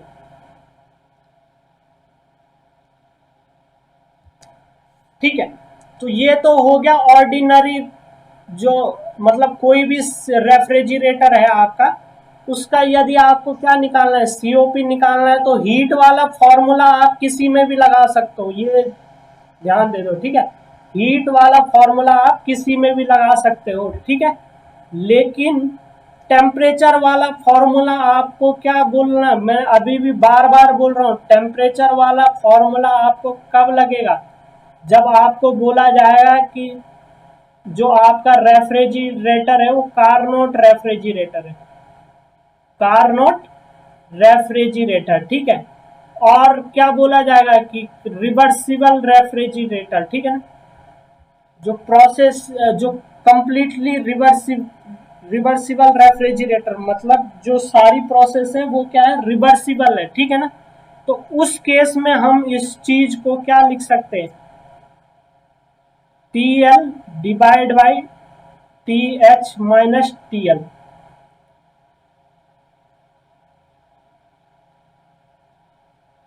ठीक है। अब आप बोलोगे कि सर अभी हम इसका वो उसके प्रूफ में नहीं जाएंगे हम, ठीक है ना। प्रूफ में इसलिए नहीं जाएंगे क्योंकि थर्मोडायनेमिक्स में आपने देख लिया है, ठीक है। आपको हमेशा ये याद रखना है, क्या याद रखना है, QL की जगह TL, QH की जगह TH और QL की जगह TL, ठीक है ना। जहां Q है वहां पे टेम्परेचर। वेरी वेरी इंपॉर्टेंट बात क्या है, सारे टेम्परेचर केल्विन में रहेंगे। इंपॉर्टेंट बात क्या है, सारे टेम्परेचर केल्विन में। ये जब कोई भी कॉपी में उतार रहा होगा दोस्त, तो ये हमेशा लिख लेना केल्विन में, ठीक है। तो यहाँ पे आप COP निकल गई रेफ्रिजरेटर की, इसमें किसी को प्रॉब्लम है? थोड़ा सा 2 मिनट देख लेते हैं, किसी को प्रॉब्लम है तो। हाँ दोस्तों, किसी को प्रॉब्लम है तो बताइए। चलो चलो, सही है सही है, ठीक है, कोई प्रॉब्लम नहीं है, गुड गुड। ठीक है, जिसको प्रॉब्लम होगी वो कमेंट बॉक्स में ना करके अनम्यूट करके बोलेंगे, ठीक है। अब जल्दी से हम हीट पंप करते हैं, उसके बाद में क्वेश्चन होंगे मेरे पास, ठीक है। वो क्वेश्चन गेट में आए हुए हैं, वो इसी से रिलेटेड है, ठीक है। तो आप वो क्वेश्चन अभी आप देख लीजिएगा, ठीक है। जल्दी से हीट पंप पढ़ लेते हैं। हीट पंप, अब हीट पंप भी सेम चीज है, ठीक है ना। TH जैसा रेफ्रिजरेटर में हो रहा था वैसे ही हीट पंप में भी हो रहा है, ठीक है। इसे H नाम दे देता हूं, ठीक है ना। मैंने कहा कि जैसा डायग्राम रेफ्रिजरेटर में हो रहा था वैसा ही क्या हो रहा है, हीट पंप में भी हो रहा है। यहाँ भी हमें वर्क इनपुट देनी पड़ रही है क्योंकि लोअर टेम्परेचर से हायर टेम्परेचर में हीट दे रहे हैं हम, ठीक है ना। जो क्या है QH माइनस QL, ठीक है। अब अंतर क्या है, हीट पंप होता क्या है वो मैं एक बार आराम से बता देता हूँ आपको। देखो, विंटर सीजन है हमारे पास, कौन सा सीजन है, विंटर सीजन है, ठीक है। हमारा रूम है, ठीक है। इसका टेम्परेचर बहुत ठंड हो गई है, टेम्परेचर हो गया है 10 डिग्री सेल्सियस, ठीक है। लेकिन नहीं, टेम्परेचर 10 डिग्री मान के टेम्परेचर 10 हो जाता, लेकिन हमने हीट पंप लगा दिया है, उससे हमारा टेम्परेचर मतलब गर्म हवा हम दे रहे हैं रूम के अंदर, ठीक है। इसका मतलब क्या हो रहा है कि अभी रुको समझा देता हूँ, ठीक है। ये रूम है, ठीक है दोस्त। इसका टेम्परेचर 25 डिग्री सेल्सियस तो रखना पड़ेगा हमें विंटर के सीजन में, ठीक है ना। लेकिन क्या हो रहा है कि विंटर में बाहर का, जब रूम के बाहर देख रहे हैं तो हवा बहुत ठंडी है, 10 डिग्री सेल्सियस है, ठीक है। 10 डिग्री सेल्सियस की हवा है, तो देखो यहाँ पे टेम्परेचर डिफरेंस आ गया ना। इसका मतलब क्या होगा कि यदि अगर ऐसा ही सिचुएशन बनी हुई रही, ठीक है ना, अगर परफेक्ट इंसुलेशन मतलब हम मतलब वाल से हीट ट्रांसफर होती रही, तो देखो हमारी हीट क्या होगी, रूम के टेम्परेचर से हीट कहाँ एटमॉस्फेयर को जाती जाएगी, ठीक है ना, ठीक है। लेकिन हम क्या चाहते हैं कि ये वाला टेम्परेचर क्या रहे, मेंटेन रहे, ताकि हम अंदर सरवाइव कर पाए। हम 25 डिग्री सेल्सियस मेंटेन रखना चाहते हैं, ठीक है।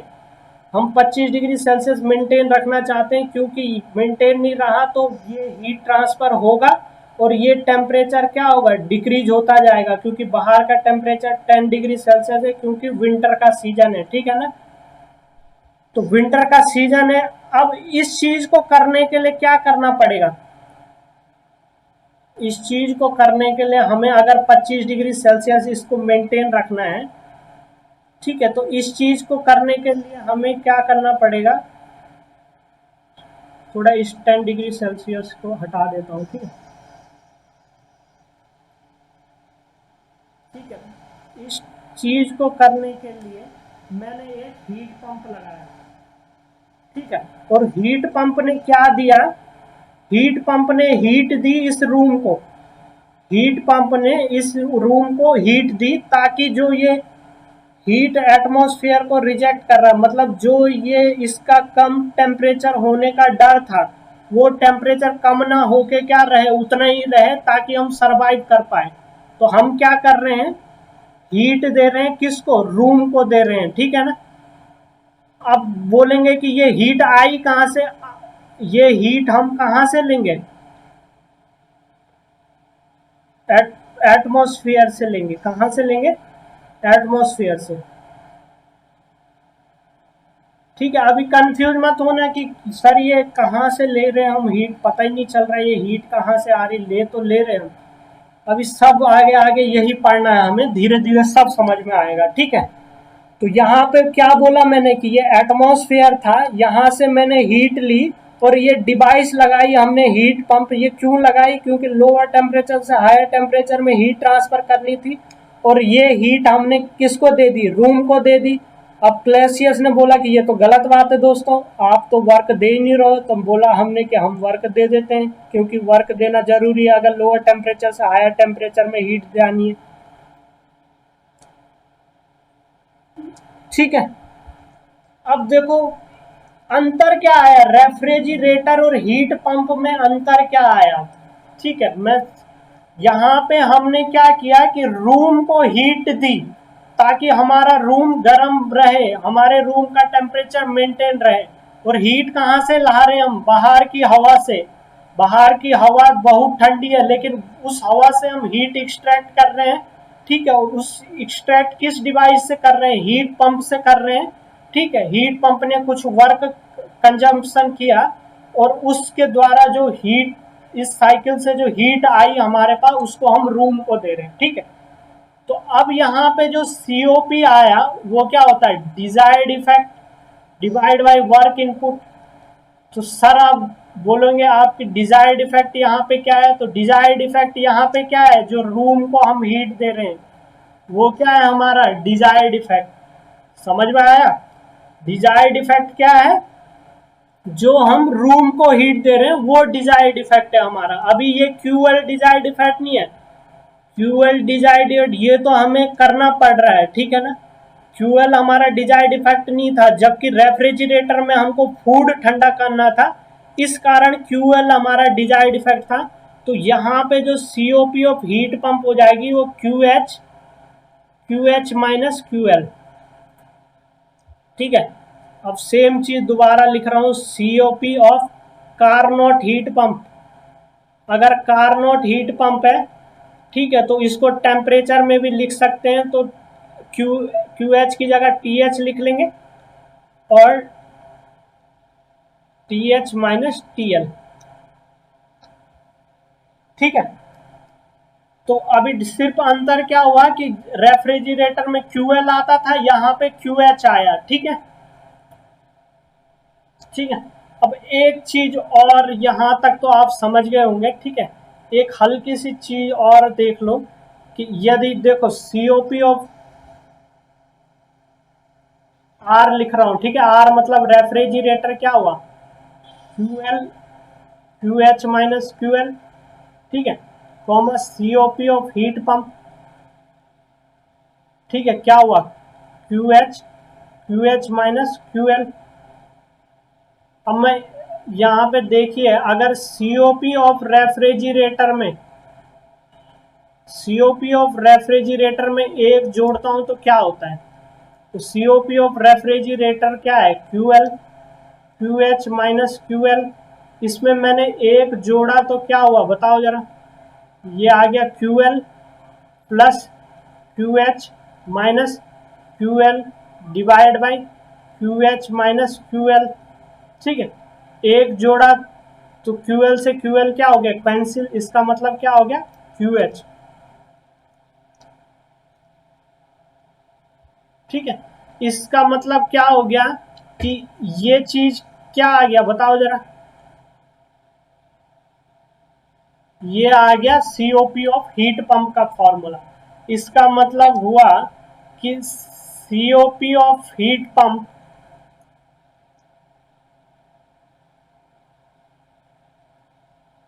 सीओपी ये भी लिख लीजिए अपनी कॉपी में, COP of heat pump is equal to the COP of refrigerator plus 1. COP of heat pump is equal to the COP of refrigerator plus 1. क्योंकि हमें साफ दिख रहा है कि यदि हम रेफ्रिजरेटर की COP में 1 जोड़ रहे हैं तो फॉर्मूला बन जा रहा है COP ऑफ हीट पंप का. इसका मतलब COP of heat pump is equal to the COP of refrigerator plus 1. इसको दूसरे तरीके में आप ये भी बोल सकते हो कि COP ऑफ हीट पंप क्या होगी, हमेशा ग्रेटर देन 1 होगी. 1. ठीक है ना, समझ में आएगा. हमेशा COP क्या होगी, ग्रेटर देन 1 होगी. क्योंकि COP ऑफ रेफ्रिजरेटर का क्या होगा, COP ऑफ रेफ्रिजरेटर तो कुछ ना कुछ प्लस में होगी. ठीक है, ये माइनस में तो हो नहीं सकती COP. तो एक के साथ कुछ जोड़ेंगे तो कुछ मतलब एक से ज्यादा ही आएगा. तो COP ऑफ हीट पंप ये होना चाहिए. ठीक है, अब इससे रिलेटेड कुछ क्वेश्चन है दोस्तों, तो बताइए. अब नहीं तो आगे मैं क्वेश्चन बता रहा हूं. ठीक है, क्वेश्चन. ठीक है, गेट में आए हुए क्वेश्चन है, ये लगाइए तुरंत तुरंत एकदम फास्ट में. उसके बाद थोड़ा सा आपसे बातें करनी है. ठीक है, फिर उसके बाद देखेंगे.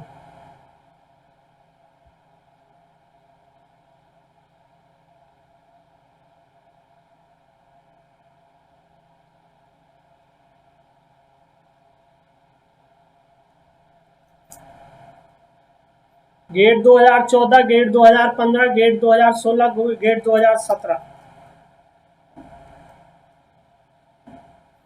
ठीक है, यहां से स्टार्ट कीजिए.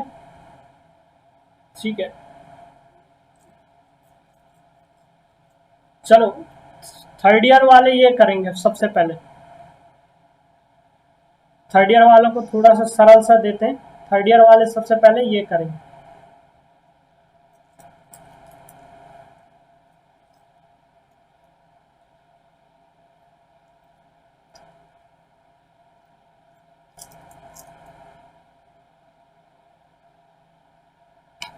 कोई भी डाउट हो दोस्तों तो वो पूछ सकता है अनम्यूट करके. बाकी क्वेश्चन करते रहेंगे. कोई भी डाउट है छोटा मोटा जैसा भी वो बोल देंगे एक बार.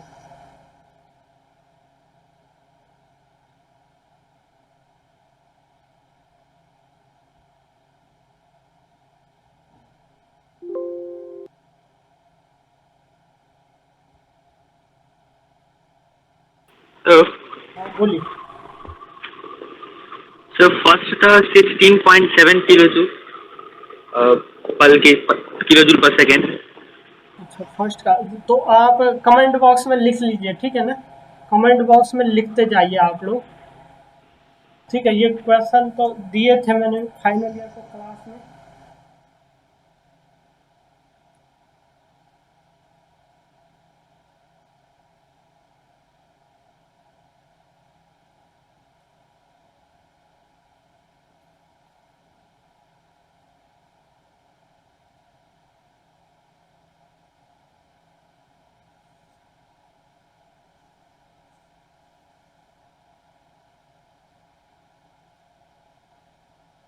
दोस्तों क्वेश्चन सबसे देखो, अगर आप थ्योरी लिखते जाएंगे, बड़ी बड़ी बुक उठा के आपने बहुत अच्छी थ्योरी लिख ली आपने बुक में. ठीक है ना, लेकिन गेट निकलेगा क्वेश्चन से. जब तक आप क्वेश्चन सॉल्व नहीं करोगे तब तक गेट नहीं निकल पाएगा. ठीक है, क्योंकि थ्योरेटिकल सवाल बहुत कम रहते हैं. ठीक है, और देखो क्वेश्चन यही है, लेकिन इसी में बहुत सारे अभी गलती करेंगे. क्यों करेंगे गलती, क्योंकि क्या होगा, क्योंकि ये सब ये गेट का एग्जाम नाम ही एप्टीट्यूड है. ठीक है ना, एप्टीट्यूड मतलब वो गलती करवाना चाहेगा आपको. तो यही चीज है. ठीक है ना, तो दोनों कभी कभी किसी क्वेश्चन में दोनों फॉर्मूला का यूज होता है. ठीक है ना, कि पहले आपको COP निकालनी पड़ेगी. ठीक है ना, उसके बाद आपको हीट रेट निकलेगा. ठीक है, हीट ट्रांसफर निकलेगा. ठीक है,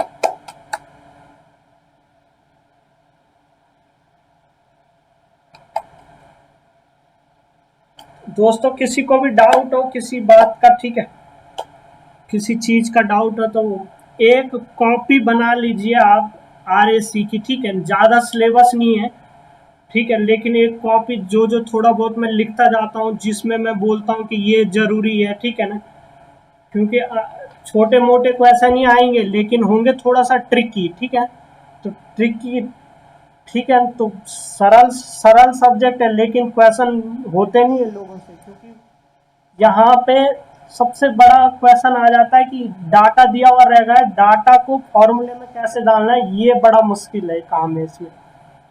RAC के क्वेश्चन में डाटा को फॉर्मूले में डालना थोड़ा सा मुश्किल काम है, ठीक है।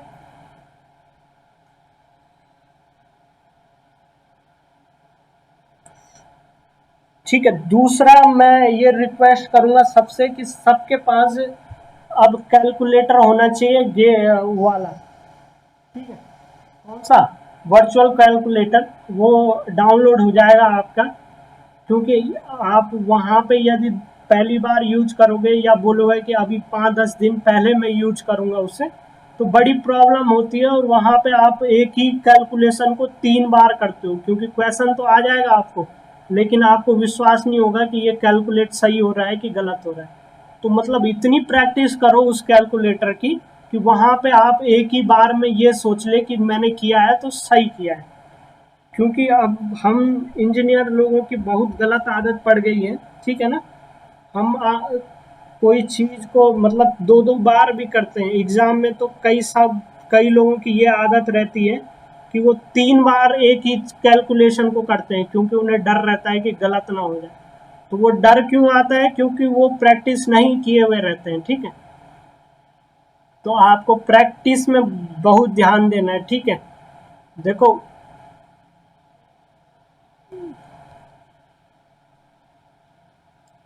आपके दो मैकेनिकल से फाइनल ईयर के दो बच्चे थे, एक विकास नाम का है, एक मनीष कुमार, ठीक है। तो उन्होंने ना किसी कोचिंग में गए, मतलब जो कॉलेज में कोचिंग हुई है उससे उससे उन्होंने थोड़ा बहुत उसमें आए हैं वो, ठीक है, और रेगुलर क्लासेस आते थे और प्रैक्टिस उन्होंने की है, ठीक है। तो बाकी लोग एग्जाम्पल बता दूं मैं, ठीक है ना, उसी ग्रुप से आपको पता ही है आपके हर समय क्या होता है, क्लास की स्ट्रेंथ बहुत कम रहती है, उसी ग्रुप में लोग दिल्ली भी पहुंचे हुए रहते हैं, पटना भी पहुंचे हुए रहते हैं, लेकिन यदि आप कंपेयर करो तो देखोगे आप कि अभी जितने का भी गेट निकला है, 4 का गेट 3, 4, 5 जितने का फाइनल ईयर में गेट निकला है, वो सब क्लास आने वाले बच्चे हैं और रेगुलर आने वाले बच्चे हैं, ठीक है। मैं आपको उनका नाम भी बता दूंगा, ठीक है। तो आप उनसे पूछिए कि मतलब प्रैक्टिस मेन बात हो गया सर। हो गया, प्रैक्टिस मेन बात होती है, और दूसरा क्या होता है, प्रैक्टिस मेन बात होती है, दूसरा होता है, दूसरा आपकी डिटर्मिनेशन, आप हमेशा, रेगुलर ही पढ़ना सर। हाँ सही सही बोला कमल भाई। देखो बहुत आए हैं, COP 10 16.7 पर आदित्य कुमार, COP 10 अच्छा थर्ड ईयर वाले, ठीक है। चलो तुम क्यों ना इस चीज को आपको होमवर्क दिया जाए, ये 4 क्वेश्चन, ठीक है, अभी भी थोड़ा सा वो कर लेते हैं इसको, ठीक है। तो इन 4 क्वेश्चन आपको होमवर्क कर लीजिए, ले लीजिए एक बार, मैं फिर दिखा रहा हूँ, स्क्रीनशॉट ले लीजिए, सब स्क्रीनशॉट ले लेंगे एक बार, ठीक है, एक बार स्क्रीनशॉट ले लेंगे, फिर मेरे पास है इसके सॉल्यूशन, मैं भेज भी सकता हूँ आपको, ठीक है।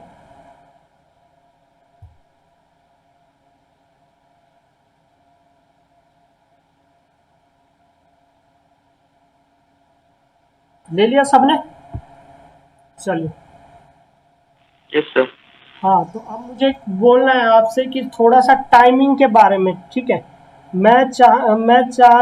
देखो टाइमिंग का क्या होता है कि हम अभी शाम को क्यों ले रहे हैं क्लासेस, क्योंकि ऑफिशियली DST से लेटर आया, मतलब जो DST चाहती है, जो बिहार सरकार जिसका ये कॉलेज है, वो चाहती है कि आप 2 से 5 तक, मतलब जो शेड्यूल रहता है उसमें आप कुछ ना करो, ठीक है ना। उसमें बच्चों को रेगुलर क्लासेस हो या वर्चुअल लैब हो या वेबिनार या वो अपनी ट्रेनिंग कर रहा है उसमें रहे, ठीक है ना। तो यदि आप मतलब ऑफिशियली हम ये डिक्लेयर तो नहीं कर सकते कि हम 2 बजे से क्लास ले रहे हैं, ठीक है ना। ठीक है, time and auto join in classroom, ठीक है। मैं एक लिंक बनाऊंगा और ऑटो ज्वाइन के लिए आपको क्या करना पड़ेगा, जो इनविटेशन देंगे होगा उसको आप एक्सेप्ट करेंगे तब आप ऑटो ज्वाइन हो पाएंगे, ठीक है। तो वो हो जाएगा। तो टाइमिंग मैं ये सोच रहा था कि दिन में 2 बजे से लेकर 5 बजे तक कैसा रहेगा। एक बार जिसको प्रॉब्लम है वो, हाँ, 2 से 4 किसी का कुछ होता तो नहीं है। सर कमल हम लोग का तो 8 बजे तक सारा थर्ड ईयर का क्लासेस ही चलता है सर। क्या चलता है सर हम लोग के तो क्लासेस ही 8 बजे तक चलते हैं सर। 1 बजे तक? हाँ, 1 बजे तक तो चलेगा। कहाँ चला है आज तक तो? ठीक है, मेरे 1 बजे तक तो है। चलेगा, चलो जो भी है। पर 1 से 2 आपको ब्रेक मिलेगा, 2 से कर देंगे। तो 2 से जो जो नो नो लिख रहे हैं ना, वो एक बार अनम्यूट करके बोलेंगे, थोड़ा सा डाउट अपना क्या क्या है, मतलब कोई ट्रेनिंग में हो या कोई किसी में हो, ठीक है। एक बार बता देंगे, नहीं तो तब यही टाइमिंग रखनी पड़ेगी। सर 2 से 5 ही बेटर है। अब इसे नहीं, बैटर वाले तो है, पर जो नो लिख रहे हैं वो बोलेंगे एक बार, ठीक है। हाँ हाँ, सर फिर 1 बजे तक से क्लास चलता है, तो उसके बाद 1 बजे के तक 1 बजे क्लास। तक था, उसके बाद खाना। अच्छा अच्छा, नहीं, हाँ खाना पीना चलो वो तो हो जाएगा, आप वो कोई दिक्कत नहीं है। बट आपकी कोई ट्रेनिंग तो नहीं है 2 से 5 तक? नहीं जब ट्रेनिंग ट्रेनिंग कोई ट्रेनिंग वाला तो नहीं है जो किसी का ट्रेनिंग या कोई कोचिंग में हो इनरोल्ड? शाम को 5 बजे से 5 बजे से 8 बजे 9 बजे तक काम नहीं। ज्यादा तो नहीं पढ़ाएंगे हम, थोड़ा थोड़ा मतलब इस वीक में खत्म करेंगे हम, ठीक है ना। तो ज्यादा ऐसे नहीं कि हम 4-4 घंटे पढ़ाएंगे, हम 2.5 घंटे तक हम कर देंगे कंप्लीट हर दिन, ठीक है। तो वही चीज, 4 से 4 सर से 4 से 6 बजे देखो, 6 बजे का टाइम सब लोग थोड़ा सा पूरे दिन भर थक जाते होंगे। 6 से 8 अभी सबका खाने खाने का टाइम भी हो रहा होगा, तो इसीलिए मुझे लग रहा था सर यही टाइम रखिए सर। यही टाइम। सर सबको दिक्कत है, कोई 4 बजे से 3 बजे तक 5 बजे से, कोई 2 बजे से सर। नहीं नहीं, कोई कोई लिख रहे हैं कि उससे बढ़ा जाए। ठीक है, क्यों ना हम 3 बजे से स्टार्ट करें। 3 वाले कितने? ये भी सही है सर। कमल सर हसन, 4:15 से हम लोग का इंटर्नशिप है सर। कमल हसन 3 से कैसा रहेगा? सर 4:15 से इंटर्नशिप है सर। 4:15 एनसीसी से का इंटर्नशिप चलती है, कितने बजे तक चलती है? 6:15 तक सर। 4:15 से 6:15।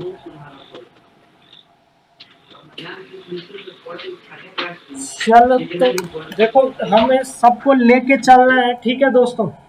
तो सबको लेके चलने के लिए तो तब आप सामी एक बन रहा है। कब तक है कमल हसन ये ट्रेनिंग आपकी? सर अभी टाइम है सर, 20 रोज और होगी सर। 20 और किसी की ट्रेनिंग नहीं? सर और भी है लोग सर इसमें। इसमें और भी जो ट्रेनिंग में इन्वॉल्व है? राजीव है, अमित राज है। अच्छा अच्छा अच्छा, अमित राज। तो 2 से आपको confirm है।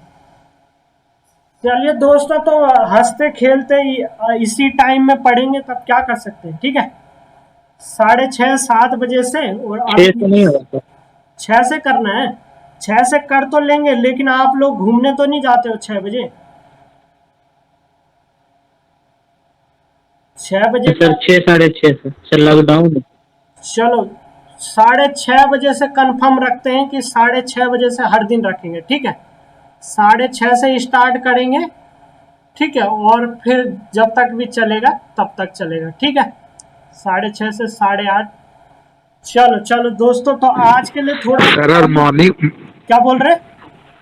सर मॉर्निंग में भी रहेगा, मॉर्निंग में भी? मॉर्निंग में मैन्युफैक्चरिंग का चलेगा, दो दो क्लासेस इसलिए चलाने ताकि ज़्यादा। थर्मोडायनिक्स में ये देखा गया कि बहुत ज़्यादा हो जाता था एक दिन में एक ही सब्जेक्ट ना, तो थोड़ा सा टीचर चेंज होंगे, हाँ सर। टेस्ट चेंज होगा तो थोड़ा सा अच्छा लगेगा। ऑफलाइन में थोड़ा प्रॉब्लम है एक ही चीज को सुनना, ठीक है। कुमार राहुल 4 बजे से अब मुश्किल है सर थोड़ा सा। मॉर्निंग में कौन सी? मैनु मॉर्निंग में मैन्युफैक्चरिंग चलती है आपकी, मैन्युफैक्चरिंग, ठीक है। वो मैन्युफैक्चरिंग का कि भी बहुत ज़्यादा टॉपिक आता है आपका उसमें। वो मैन्युफैक्चरिंग मतलब एक सर सिंपल है, उसमें इसका फॉर्मूला टाइमिंग क्या है? बेस्ड आते हैं। क्या बोल रहे हैं आप? उसका टाइमिंग क्या है? उसका सुबह 7 बजे से चलती है वो क्लास, 7 से 9। Okay sir, okay. ठीक है। तो दोस्तों अभी हम थोड़ा बहुत जब पढ़ लेंगे ना, तो थोड़ा बहुत पढ़ लेंगे तो उसके बीच बीच में एक एक दो घंटे का क्वेश्चन आंसर सेशन रख देंगे, ठीक है ना, जिसमें हम गेट के क्वेश्चन लगाते जाएंगे। ठीक है, गेट के क्वेश्चन हमारा एम रहेगा रेफ्रिजरेशन पढ़ने का, कि एक तो आपके नोट्स बन जाएं कि आप सीधे एग्जाम के दिन भी खोलो तो अच्छे से खोल के आप समझ में आ जाए आपका। दूसरा एम रहेगा कि गेट के प्रीवियस ईयर के सारे क्वेश्चन आपके हो जाएं, ठीक है। और तीसरा एम तो तब आपका है कि आप जो टेस्ट सीरीज लगाओगे या आप जो क्वेश्चन करोगे वो कैसे करते हो वो आप पे रहेगा। पर मैं ये बोलूंगा कि ये पूरे प्रीवियस ईयर के क्वेश्चन ऐसे हो जाए आपके, उस हिसाब से हम पढ़ लेंगे, ठीक है। चलो दोस्तों, तो आज के लिए काफी है बहुत। तो एक सप्ताह का साथ है आपका, एक सप्ताह का साथ दोगे तो ही रेफ्रिजरेशन हो जाएगा अच्छे से, ठीक है। ठीक है दोस्तों, गुड नाइट तब। ठीक है, वो 4 क्वेश्चन करके ला लेना। चलिए चलिए, ठीक है दोस्त, कल 6:30 बजे मिलते हैं, ठीक है दोस्त। चलिए चलिए दोस्तों, ठीक है। Okay, good night, good night, good night दोस्तों।